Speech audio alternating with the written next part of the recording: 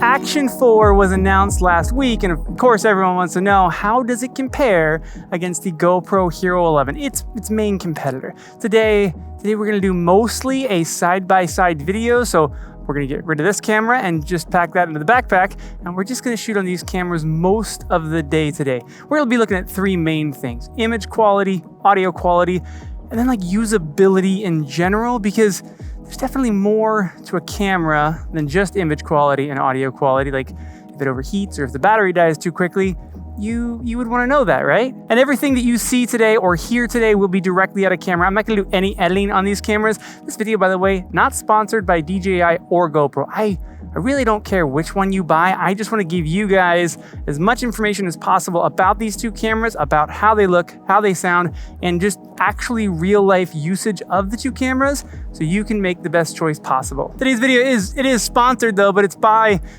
me. I'm sponsoring today's video with the merch store. Look, we got new colors for the Be a Good Human shirts. If you want to go over to the merch store, that supports more videos like this that are not sponsored by either company, and you get a sweet shirt out of it. Honestly, these shirts are great. Anywhere you go, like you're out in public, people will be like, hey, that's a good shirt, I like that. And for anyone that does pick up a shirt, thank you very much. We are gonna start off with a total side-by-side and not telling you which camera is which. I'm just gonna ride my skateboard around Mission Bay, just go for a cruise. We'll do a little montage here, and you tell me at the end of this, before you know which camera is which, just seeing them, which camera do you actually like better? Preference is gonna be massive between these two cameras, so which of these two cameras do you like best? Very important.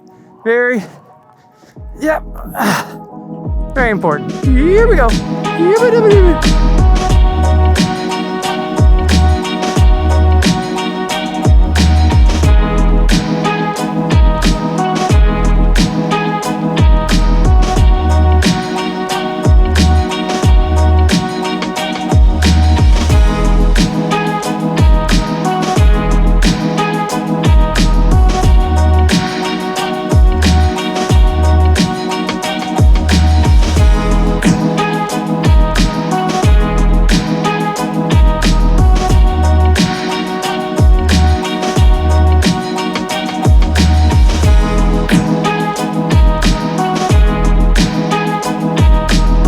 Every time I'm down here, I gotta go by this house right here. When Morgan and I first met and got married, I lived in that house, and then after we got married, we moved to an apartment in the backyard of that house. PB is our old stomping grounds. Woo!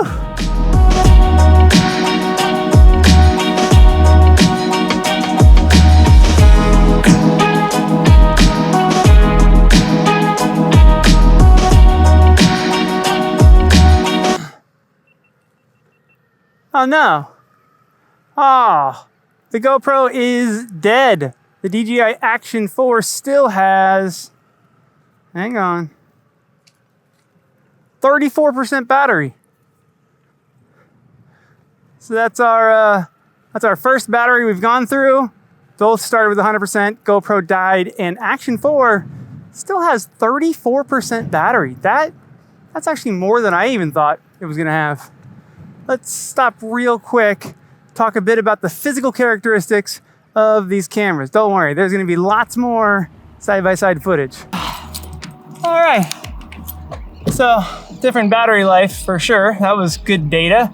But let's jump out of the side-by-side real quick. We're gonna talk a bit about the cameras themselves, like the physical camera, because again, as much as image quality and audio quality matters so much to these cameras, obviously it's a camera, the user experience of the cameras, that's what I hear a lot of people either saying good things or bad things about these two. I think in the physical department, one of the big notes here is that the GoPro has a front screen and a rear screen, the rear screen being touchscreen and the front screen just being a screen, whereas on the Action 4, the rear screen and front screen are both touchscreen. So if I have the Action 4 like on the front of my surfboard way up on the nose, I can just kind of reach up and from this touchscreen, swipe down, change whatever settings I need to change. I can get to anything from that front screen, but I can from the rear screen. Another key difference on these screens is that the Action 4 has a really good hydrophobic coating on the touchscreens.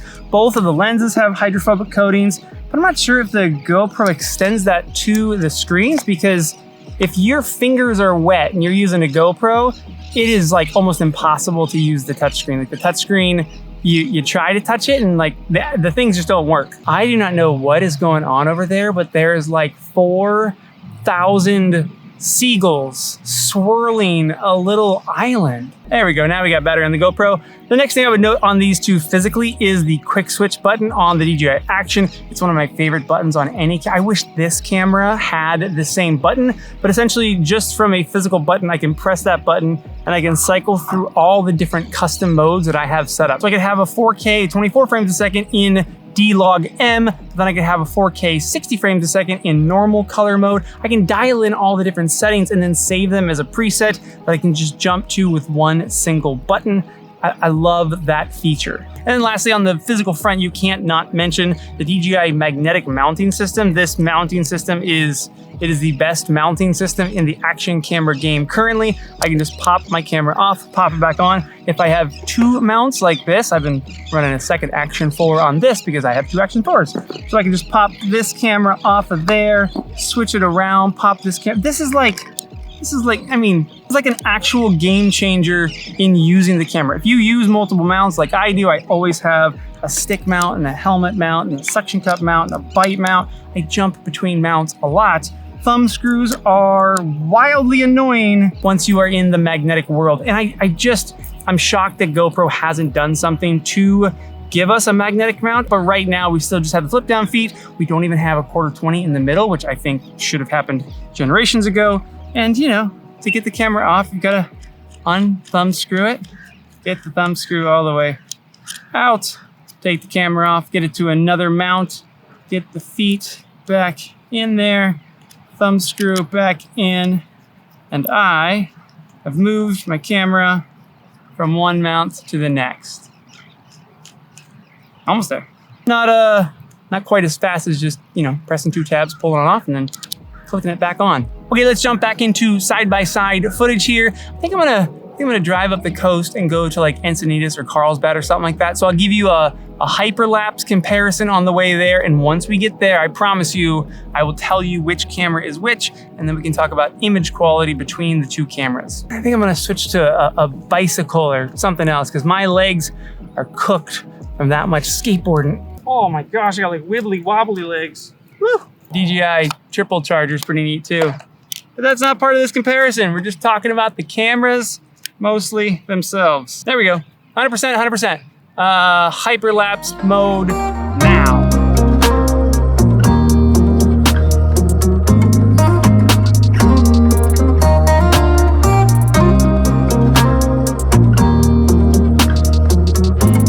I feel like since I mentioned the Action 4's quick switch, I have to say that the best feature kind of in the UI of the GoPro is the on-screen shortcuts. GoPro has these on-screen shortcuts, like for instance, switching from super view to wide or narrow or whatever lens I want to switch between. There's an on-screen shortcut. I just tap that and I can switch. In the DJI, I have to first tap settings, then I have to tap the lens, and then I can switch. It's one more button, but with the GoPro, it does make life easier.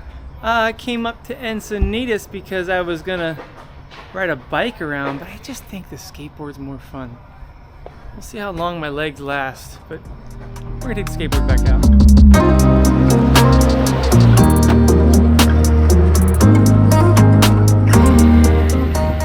Just by looking at the footage, have you figured out which camera is which?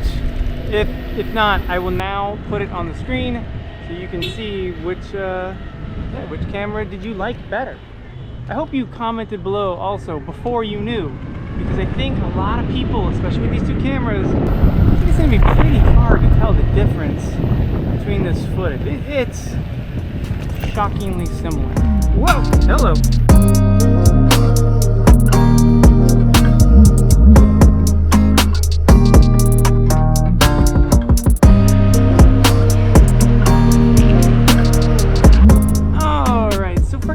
Quality between these two cameras, like I said, I think it's going to be pretty difficult to say that one is better than the other I think they both look really, really good at this point. Now you are getting 5.3K out of the GoPro, you get 4K out of the Action 4.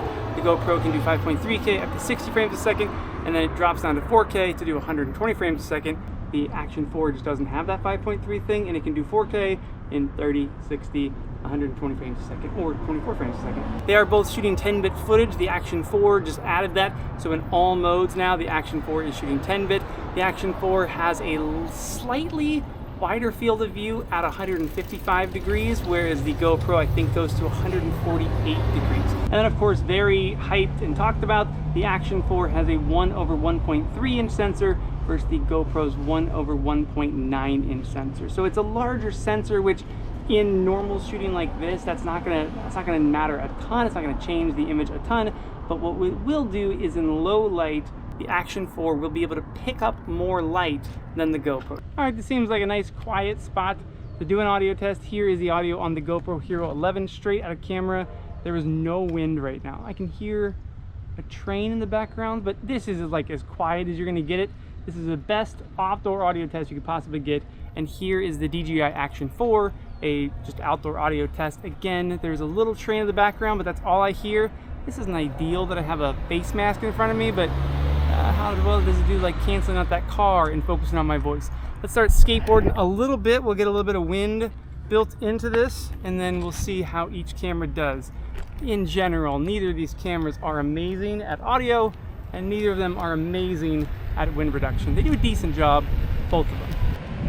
Let's get a, here we go, here's 10 miles an hour. How is the GoPro doing with a little bit of wind at 10 miles an hour? How is the Action 4 doing with a little bit of wind at 10 miles an hour? Again, both cameras do very well without wind, and both cameras really start to break down with some wind. This is 15 miles an hour. How is the GoPro Hero 11 doing at 15 miles per hour? How is the DJI Action 4 doing at 15 miles per hour? Oops, I went to 16. But that's, again, neither of these cameras really do great with crazy amounts of wind, but they are much better than the older versions of either of the cameras. So they're getting better at it at least.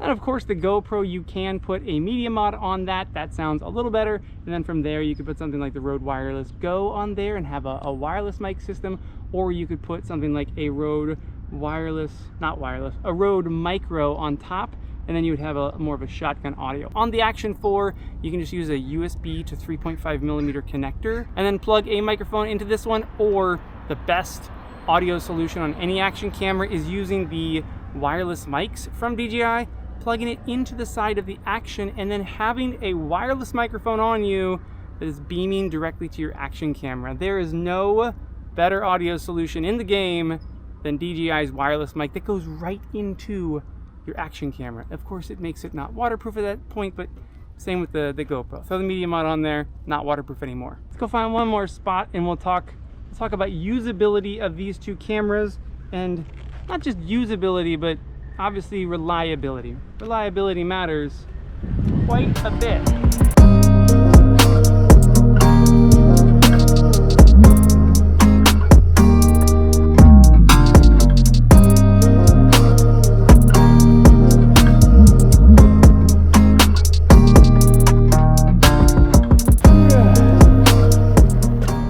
Let's talk about the sorest subject when it comes to particularly GoPros, and that's reliability. Now the GoPro Hero 11, like I've stated before, is the most stable GoPro of any GoPro generation that there's ever been, but you still do occasionally get a GoPro reset, which is where you have to pull the battery out, you put the battery back in, and now your camera works again. It either froze or it just stopped recording, or just something goes weird, and you know, like, well, I got a GoPro reset it, pull the battery, put it back in. I haven't ever had that on an Osmo Action camera. The Osmo Action 1, the Action 2, the Osmo Action 3, or the Osmo Action 4. Because in general, action cameras haven't been known to be super reliable, but again, that's because most people were dealing with GoPros, and again, just not.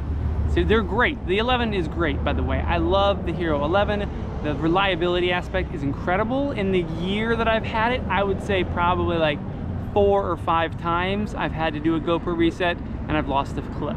And then as for overheating issues or freezing temperature issues, again, the GoPro is the best it's ever been. It doesn't do as poorly at the overheating and freezing, but just like the Action 3, which I compared recently to the GoPro Hero 11, the Action 3 and the Action 4 are almost identical in overheating and freezing temperatures timing, and they beat the GoPro like pretty solidly. And they beat it in battery life. In battery life, I've got the DJI, the company says that this camera will go 160 minutes, and GoPro says that this camera will go 137 minutes on average of all the different tests that I've done. On the Action 4 with both screens on, because that's how I shoot it, at 4K 30, I got 112 minutes instead of 160, and on the GoPro, 71 minutes. But 112 minutes versus 71 minutes, like that's significant between these two cameras. When you jump to 4K 60, I got 84 minutes on the DJI, battery died. On the GoPro, 63 minutes, battery died, it did not overheat. So 4K 60, I really don't see overheating on either of these cameras. At 4K 120, that's where you see overheating. So if you are gonna run these cameras at 4K 120, DJI made it 64 minutes and the battery died. The Osmo Action 4, it never overheated on me. So the battery died at 4K 120 on the GoPro, 26 minutes, and it did overheat. So GoPro makes it 26 minutes and the Action 4 makes it 64 minutes. For most people though, I don't think those numbers are really going to be even too concerning on the GoPro. So yes, the Action 4 is beating the GoPro in most of those scenarios, but I don't think most people are going to run their GoPro in 4K 120 for a long period of time. The battery life thing, it is an issue. Like, you're going to need more batteries for your GoPro, and you're going to be changing them more often throughout the day. But an interesting note on the batteries is that the Osmo Action 4 can support fast charging for its battery. So you can take the Osmo Action 4 from 0 to 80% battery in just 18 minutes of charging. So if you're like, all batteries are dead, 18 minutes later, one of your batteries has 80% battery life, and again, I was seeing like 110 minutes on a battery, so I don't know, what is that? Let's say 84, 85 minutes that you just got from 18 minutes of charging. Whereas on the GoPro, it is 112 minutes to charge from 0 to 100%. There isn't that kind of super speedy 0 to 80% thing. And then lastly, there's a few kind of smaller notes to think about with these two cameras. One is that the DJI in the app, in the Mimo app, you can view your footage while you're recording it. So both cameras, if you go into the app, you can kind of preview your shot, you can see what the shot looks like. But in the GoPro, as soon as you hit record, the screen goes black.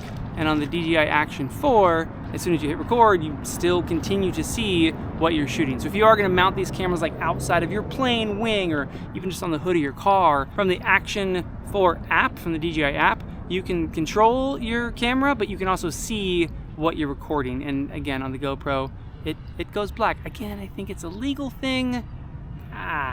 Price on these cameras is exactly the same right now. $399 for the DJI Action 4, $399 for the GoPro Hero 11. So which of these two cameras do I think you should buy? Between these two cameras, if someone was saying, hey, I'm going on a trip like next week, I have to buy a camera, which camera should I buy? I would say the Action 4. I think the image quality is almost identical. I think the audio quality is pretty dang similar. And I think that overall the Action 4 is just a much more reliable camera. Like, if I recommend a GoPro to somebody and they go off on a trip and they lose a clip or the camera freezes on them while they're scuba diving and they don't get any footage because of that, I would feel terrible. But I know that I can recommend the Action 4 to somebody and it's just gonna work. Like, it's a very smooth UI, the whole camera, the whole system just works very seamlessly. And again, it's very reliable. And I think that in recommending cameras to people, that's what I look for. I'm looking for something that I know no one's gonna come back to me and be like, dude, this thing sucks. It shut down on me 3 times and how to do a battery reset. That just hasn't happened yet with people that I've recommended the Action 4 to. Battery life is longer, it works better in overheating conditions, it works better in freezing conditions. Yeah, like right now, if you were to ask me, I would say the Action 4, but I think that if you don't need an action camera in like the next month or so, I think it'd be crazy to go buy an Action 4 when we know that GoPro is gonna launch probably a GoPro Hero 12. I haven't even gotten like an email or anything about it. It's just all the rumor sites are going nuts. GoPro is on a yearly cycle, so it does make sense that in about a month and a half, we will see the GoPro Hero 12 or whatever they're gonna call it. So all things considered, between these two cameras, I would say 100% I would pick the Action 4 over the GoPro Hero 11. But the Action 4 is DJI's latest camera, and we don't know what GoPro's latest camera is because it hasn't been released yet. I'm very excited. I'm excited for when it is released. Hopefully, although in the past GoPro's really chased down feature set, hopefully GoPro really focuses on reliability. It's the biggest complaint that I hear from you guys on this channel is my GoPro, it failed on me, it's just not reliable, it's buggy, the screen does weird things. Like, those are the complaints that I hear from the GoPro, and on the Action 4, no one has ever complained about that. Like, these things are just super reliable, they just work. If you need a clip, you know you're gonna hit record and it's gonna work. But I do still love my GoPro, and I really hope that the 12 just ups the competition, and then the Action 5 ups the competition. I want a better action camera for me and my life, and I'm very happy that these two are trying so hard to make the best possible action camera for us. What do you guys think? Please, down in the comments below, let me know all of your thoughts on these two action cameras. I really do care to hear from you guys. When you're just looking at these two cameras on image quality, which would you choose? And then again, because it's so damn important, when you bring in everything, like user experience, the mounting solution, the audio solutions, how reliable the Action 4, it'd be hard if you consider all that to still choose the Hero 11 over the Action 4. But if you have a case to be made for it, put it in the comments below. I do want to hear it. Thank you guys for watching. I appreciate it. Let me know any more comparisons that you guys want to see. I will go film them for you. And again, comment below. Oh, go buy a t-shirt. If you didn't buy a t-shirt yet, new colors on the merch shop. Again, it really supports videos like this, and I appreciate the heck out of you. All right, I'll see you soon. Double strap.